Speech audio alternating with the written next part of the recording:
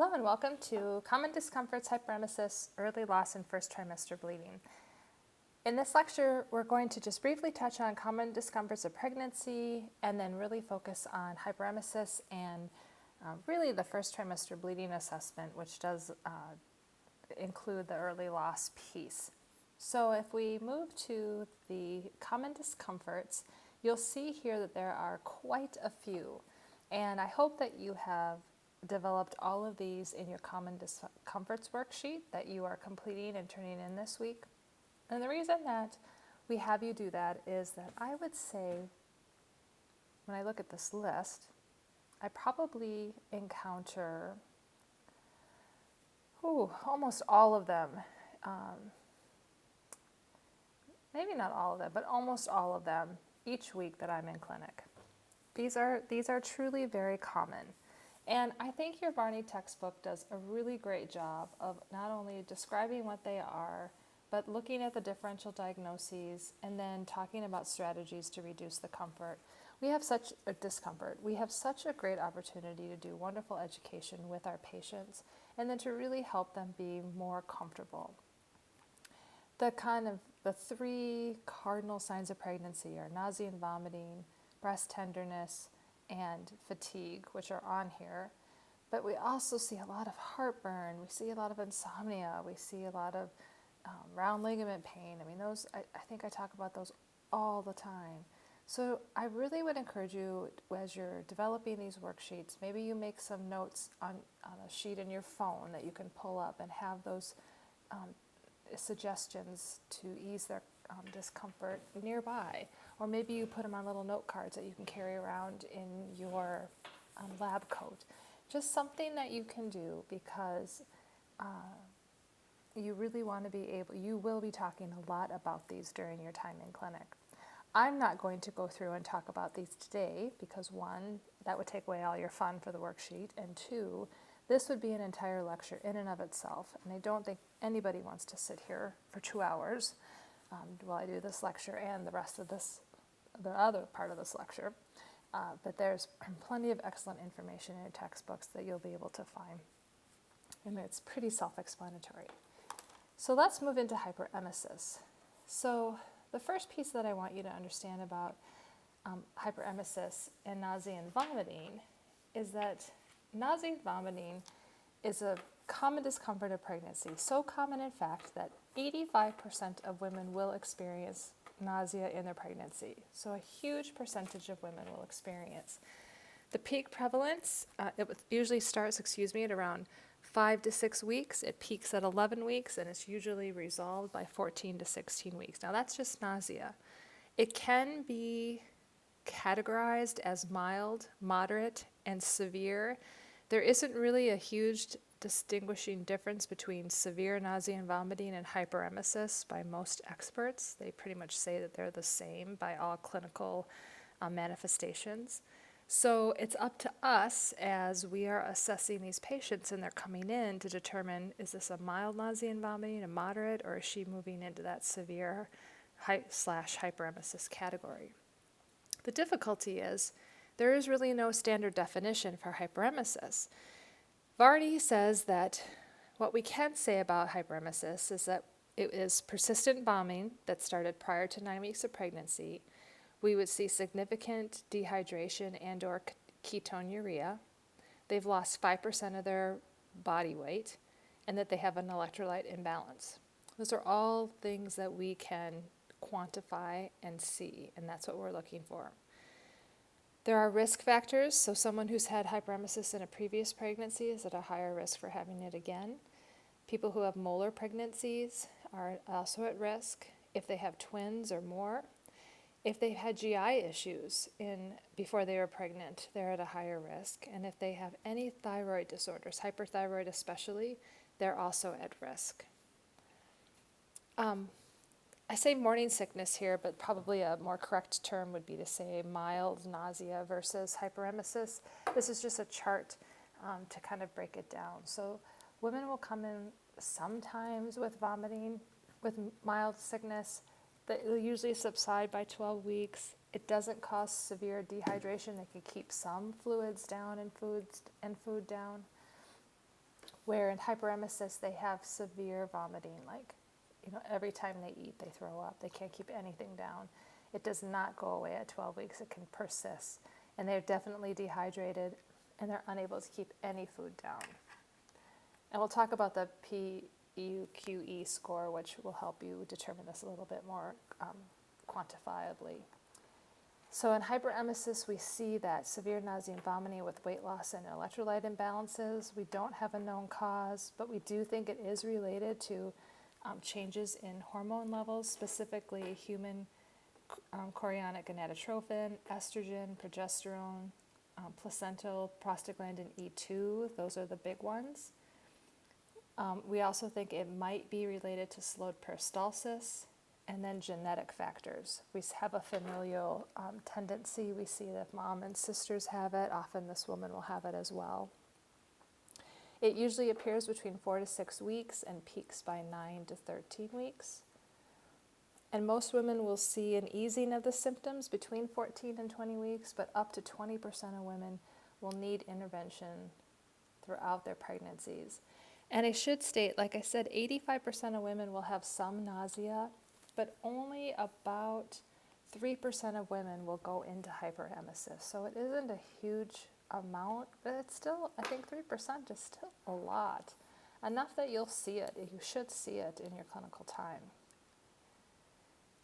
So these are the signs and symptoms. I'm not going to read through them all. You have them in your notes, but if you look at them, most of them are related to either an electrolyte imbalance or dehydration. So how do we assess for this?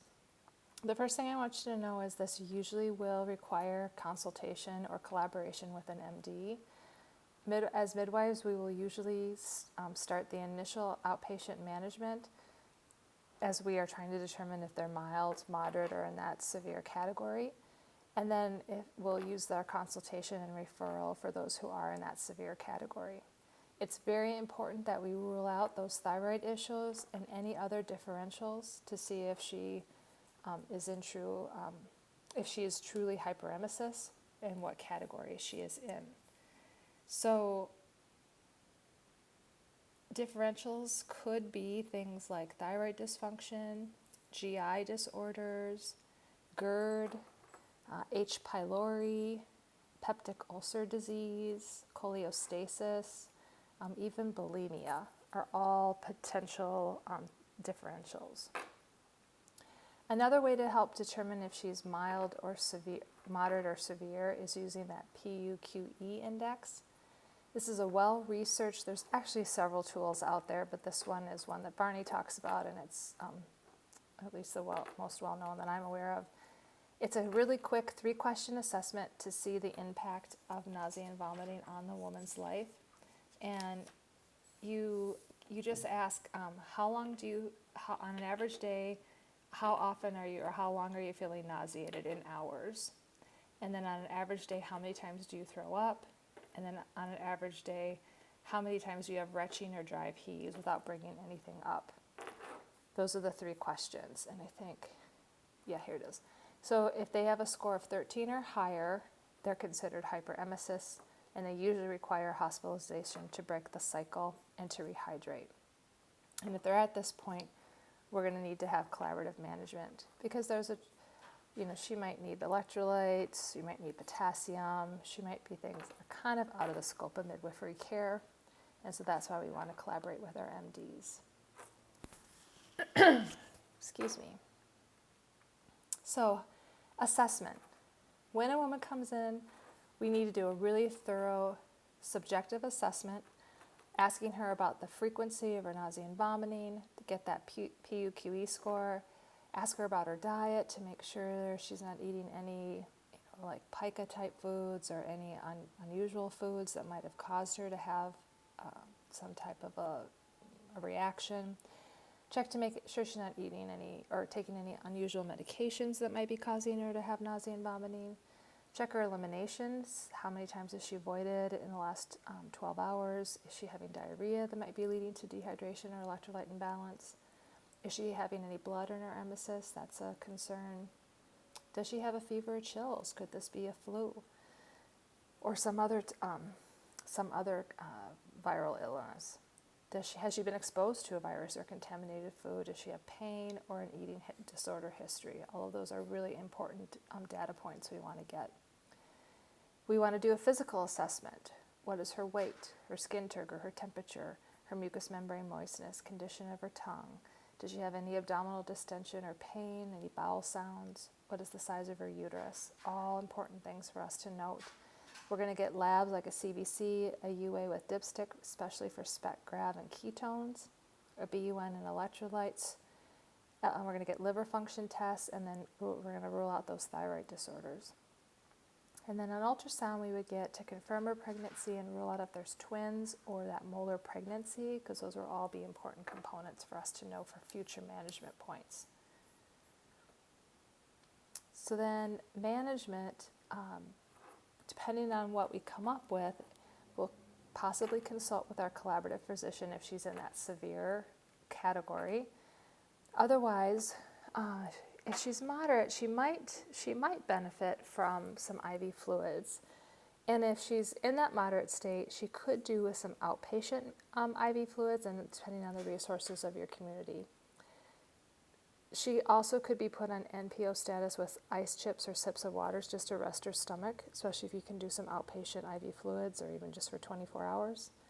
And then these are the list of antiemetics that she can take. And your textbook does a really good job of listing a very comprehensive med list and in order of what you should do based on the severity of the nausea that she's having. So I would refer you to that to look at. But here's a list of ones that you can start with. Zofran had been kind of the last resort that we used to do, but over the years it has, one, come down in price, and two, the research has shown that it's very safe in pregnancy, and it is now kind of the gold standard first line of choice for many people because it works so well with very few side effects. So it tends to be the one that people are picking first. And then other treatments, especially for those milder forms, bed rest, but be careful about too much bed rest because we don't want to have muscle and weight loss. She's already at so much risk for that. There's acupressure points that can be very impactful. There's actually something called C-bands that people use when they go on like cruises that they can get, but these pressure points to help reduce nausea in the inner of the middle wrist. And these C-bands they can buy to wear, and they can be highly effective for some women, so that's a natural remedy that they can use. Ginger and peppermint have been shown to be highly effective. I've heard 1/8 of a teaspoon of ginger in a small glass of water, if they can tolerate drinking that, can be really effective. Otherwise, there's ginger like cough drops or lozenges that they can buy that are things that they can suck on that can be helpful, but you want to be careful about not having them have too much ginger, so I say no more than 4 of those in a day, because ginger can also lead to some contractions. And then hypnosis. And then here's a little just joke that I found, because I think there's so much frustration and kind of anxiety around this. It's so disheartening to be sick all of the time, and I think people are always trying to this is what we tell them, but at some point it's like, this isn't working for me. And I think it's so important that we really, really listen to our women and we hear what they're trying to tell us. So really paying attention to not only what they're physically saying to us, but also telling to us listening to what they're telling us with their words and with their tears, because these women are exhausted and just absolutely miserable. So that's hyperemesis.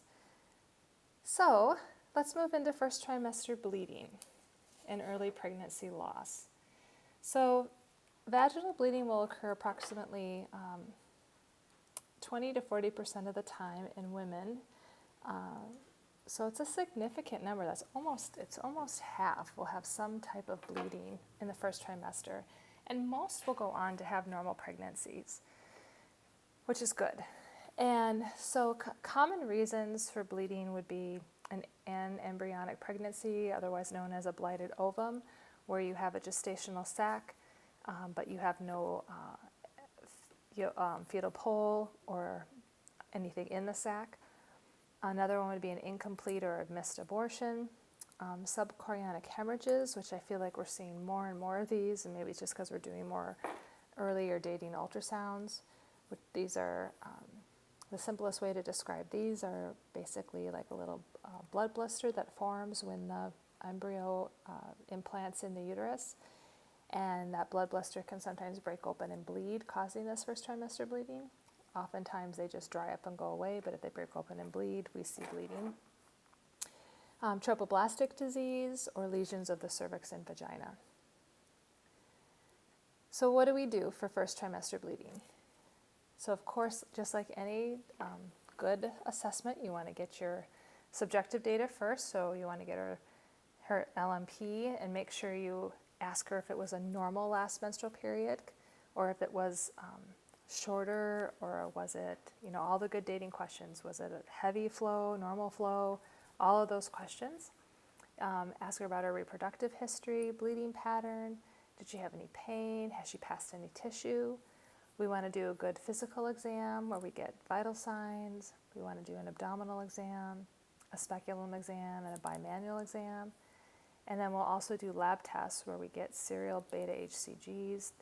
If it's a healthy pregnancy, we should see her beta HCGs double in 3 days. If it's not a healthy pregnancy, they'll either stay the same or go down.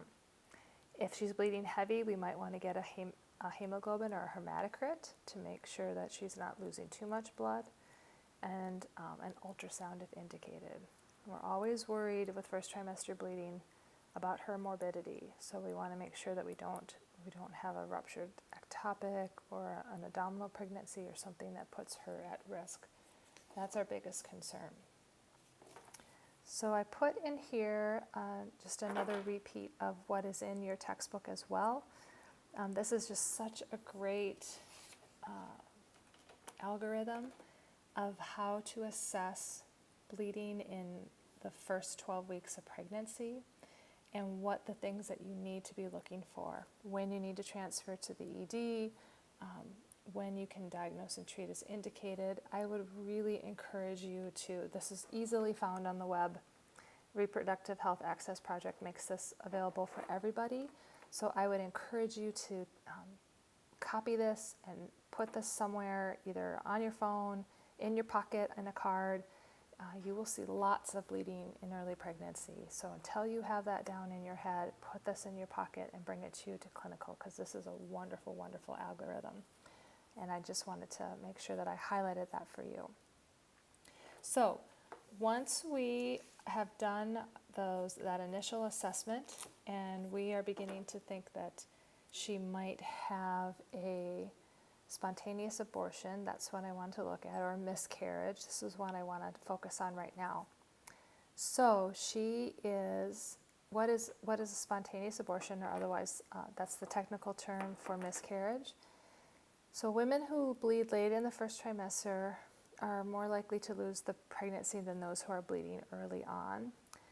But once we see cardiac activity, the chances of a pregnancy loss drop to about 6%. So that is very good news for those early dating ultrasounds. 50% of first trimester losses are due to chromosomal abnormalities. And miscarriage is defined as the spontaneous termination of the pregnancy prior to 20 weeks. So there are different kinds of spontaneous abortion. We have threatened, inevitable, incomplete, complete, missed, habitual, and septic. And I'm going to encourage you to know these well, because I know they are board questions, and you're going to want to know these differences. So we're going to go through each of them here. So a threatened abortion is when we see spotting, and the cervix is closed. She may or may not have cramping. So we may or may not see a heartbeat yet. It depends. She could be any time weeks gestation between now and that 12-week time, but it's threatened. So it's not a for sure, but we're worried. Inevitable is it's going to happen. She's bleeding, her cervix is open, she's deaf, it says positive, or she may or may not be cramping yet. We may or may not have seen tissue yet, and she may or may not have even ruptured membranes. But with that, the for sure's are she is bleeding and her cervix is open. So at this point, there's nothing we can do to stop it. It's going to happen. It's inevitable. And incomplete means she's having moderate to heavy bleeding. The expulsion of the fetus has already happened, but the retention of the placenta has happened, so she still has this retained placenta, and she most likely is going to need a DNC. Complete is that everything has passed. The cervix is now closed. The bleeding is slight. She may still have some mild cramping and probably still some slight bleeding, but it's all done. Everything has passed. And usually with a miscarriage, I'm going to go back here.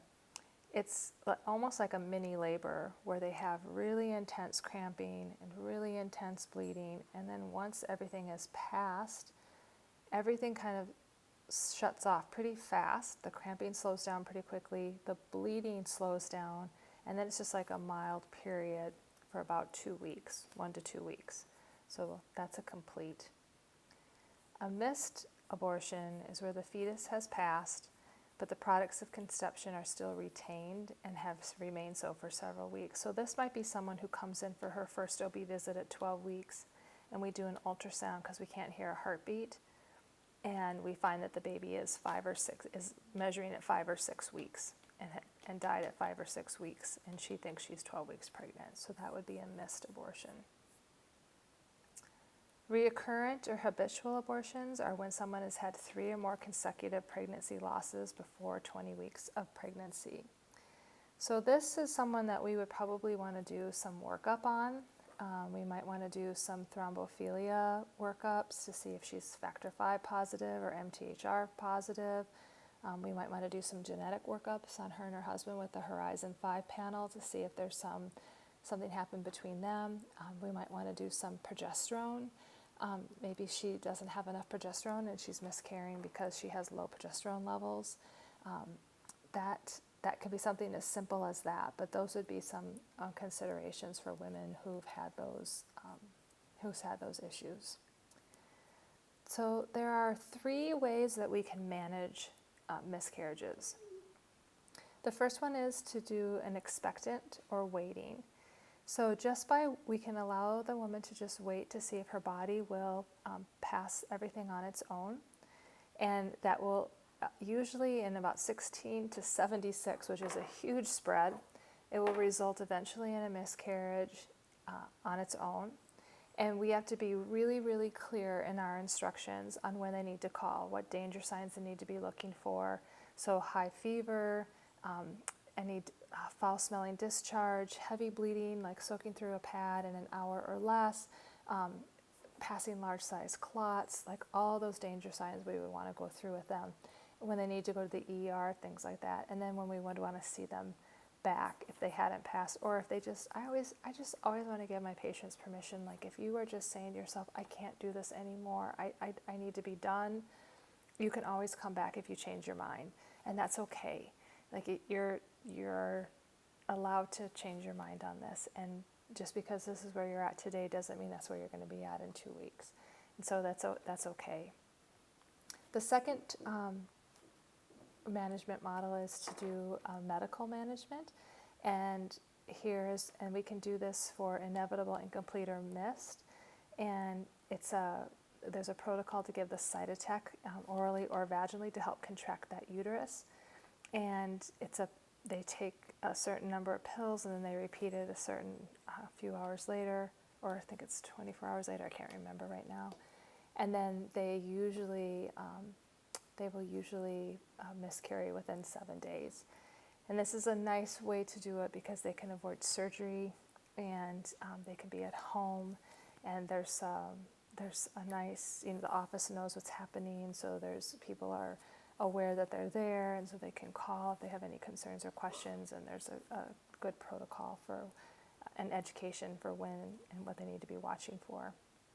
And then the third is a D&C, where the cervix is dilated, and they use suction curette to scrape out the uterus and pass it that way.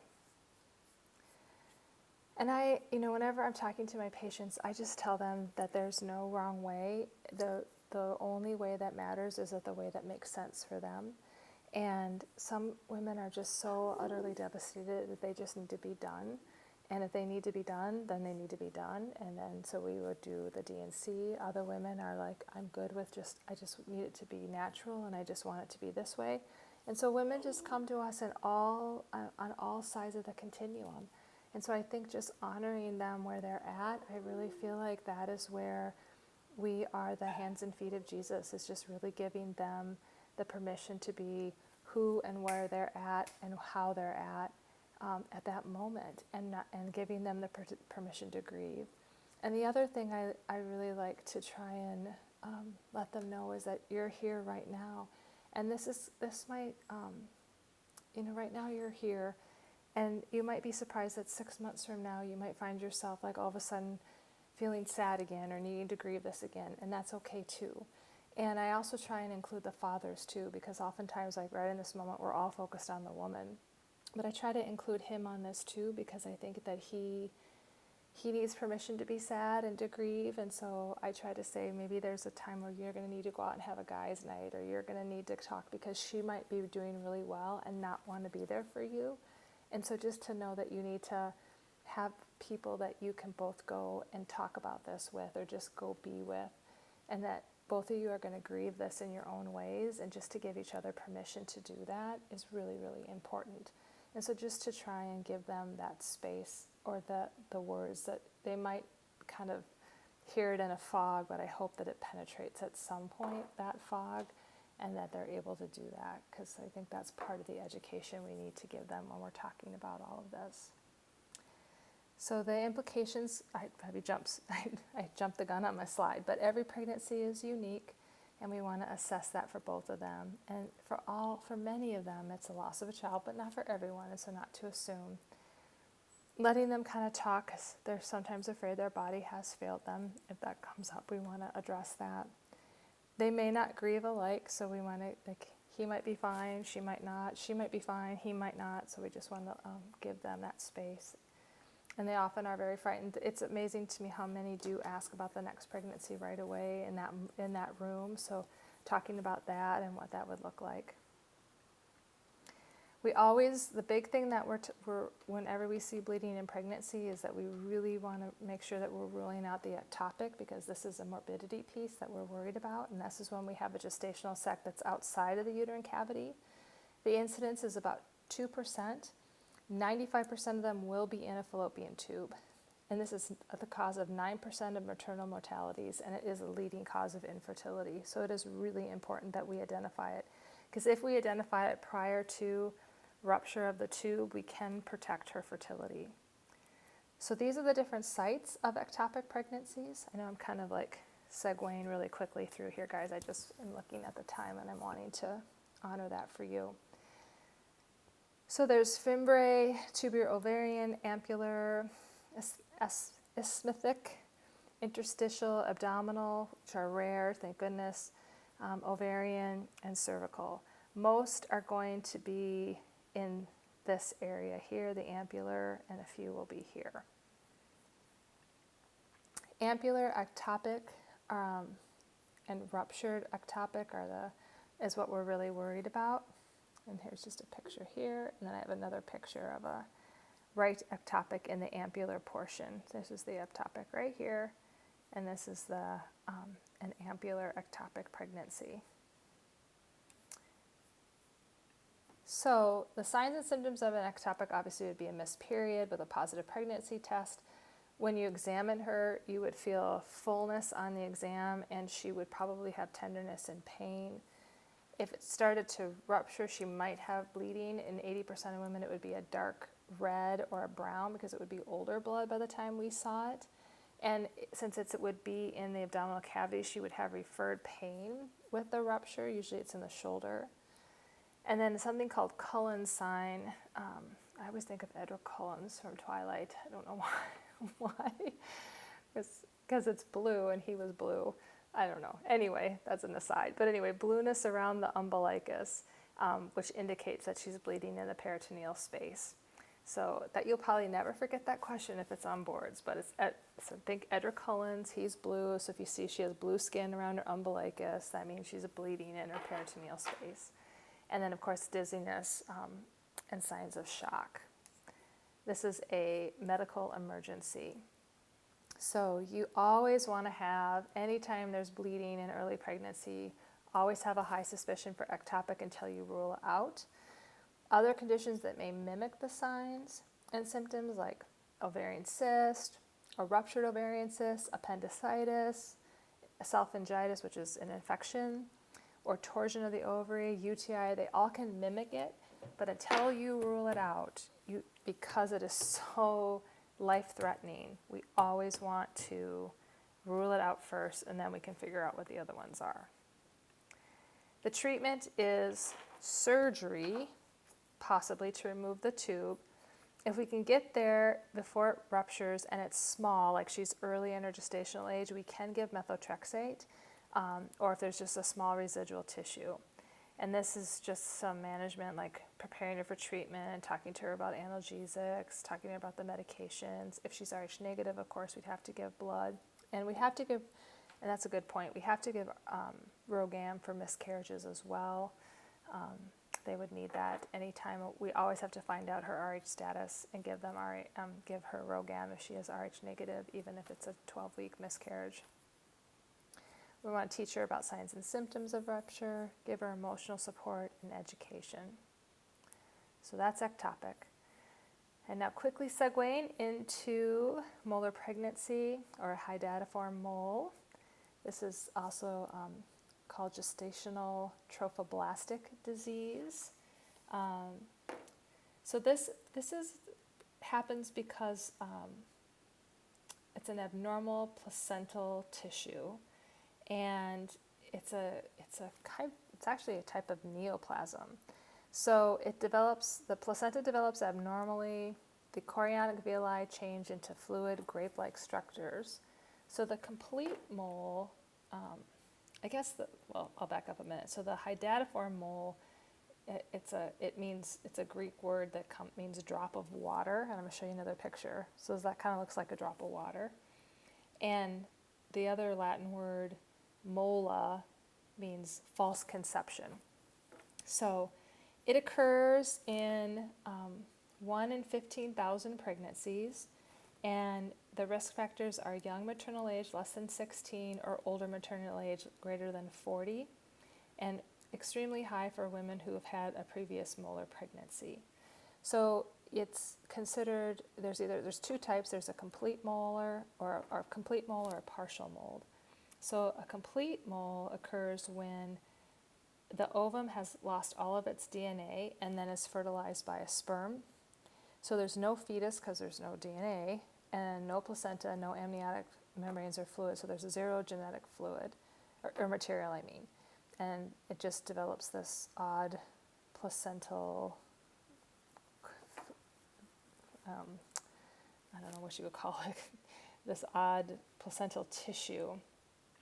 And then the HCG just goes into these extreme elevations, and there's this huge amount of placental tissue, so the uterus becomes very large. Women have high blood pressures, usually have a ton of hyperemesis, hyperthyroid symptoms, and they come in with blood pressures like 190 over 110. It's just crazy. Partial moles then occur when there's two sperm that fertilize a normal egg, and then they have this kind of chromosomal triploid congenital anomaly thing happen. And so they have non-viable tissue, fetal tissue, and this trophoblastic abnormal tissue. And these women have less severe symptoms, but they still have it's still a non-viable pregnancy. Still has there's still significant issues with it. So then, so the manifestations, we see no fetal heart rates. There's usually vaginal bleeding that's bright red or brown. This huge fundal height, significantly bigger than days. Like you'll have a 12-week pregnancy that's measuring at 28 weeks, like big day discrepancy. Really extremely high HCG levels, excessive nausea and vomiting, high blood pressures. You always will need to refer to a consulting MD for care management because they'll need a DNC. They have to monitor their HCG levels once their DNC is done. They have to be monitored like every month, or it's like every week for a while and then every month, because a rising titer can indicate that they have a choriocarcinoma. They're really at high risk for that. And they need to maintain normal HCG levels for 6 to 12 months before they can even attempt another pregnancy. Excuse me.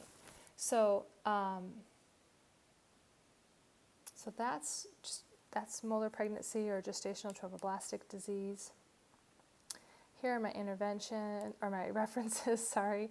And I think that's the end. I'm sorry I went longer than a half an hour. I was trying to keep it under a half an hour for you today. So I hope you have a wonderful day,